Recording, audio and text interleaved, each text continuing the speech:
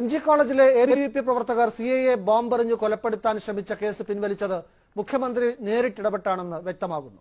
പോലീസിന്റെ എതിർപ്പ് അവഗണിച്ചാണ് കേസ് പിൻവലിച്ചത്. രേഖകൾ ഏഷ്യാനെറ്റ് ന്യൂസിന് കിട്ടി. പോലീസ് ഉദ്യോഗസ്ഥരെ ബോംബെറിഞ്ഞു കൊലപ്പെടുത്താൻ ശ്രമിച്ച കേസ് പിൻവലിക്കാനുള്ള നീക്കങ്ങൾ ആരംഭിക്കുന്നത് മുഖ്യമന്ത്രിയിൽ നിന്നാണെന്ന് രേഖകൾ വ്യക്തമാക്കുന്നു. കേസിലെ 17ാം പ്രതിയായ ആദർശ് മുഖ്യമന്ത്രിക്ക് നൽകിയ നിവേദനത്തിൽ നിന്നാണ് കേസ് പിൻവലിക്കാനുള്ള നീക്കങ്ങൾ ആരംഭിക്കുന്നത്. മുഖ്യമന്ത്രിയുടെ നിർദ്ദേശത്തെ തുടർന്ന് ആഭ്യന്തര സെക്രട്ടറി സിറ്റി പോലീസ് കമ്മീഷണറോട് കേസ് പിൻവലിക്കാനുള്ള റിപ്പോർട്ട് ആവശ്യപ്പെട്ടു. കേസ് പിൻവലിക്കാനുള്ള നീക്കത്തെ ശക്തമായി എതിർത്ത് അന്വേഷണ ഉദ്യോഗസ്ഥനായ cantonment assistant commissioner city police കമ്മീഷണർക്ക് റിപ്പോർട്ട് നൽകി.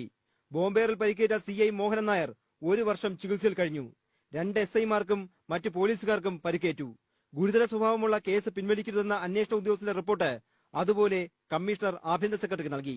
പക്ഷേ പോലീസ് റിപ്പോർട്ട് അവഗണിച്ച് ഒരു പ്രതിയുടെ അപേക്ഷയിൽ 32 പ്രതികളെയും വിട്ടയക്കാൻ സർക്കാർ തീരുമാനമെടുക്കുകയായിരുന്നു. താൻ മന്ത്രിയാവുന്നതിന് മുമ്പാണ് കേസ് പിൻവലിച്ചതെന്ന ആഭ്യന്തരമന്ത്രി രമേശ് ചെന്നിത്തലയുടെ പ്രസ്താവന കോൺഗ്രസിനകത്ത് തന്നെ വിവാദമായിരുന്നു.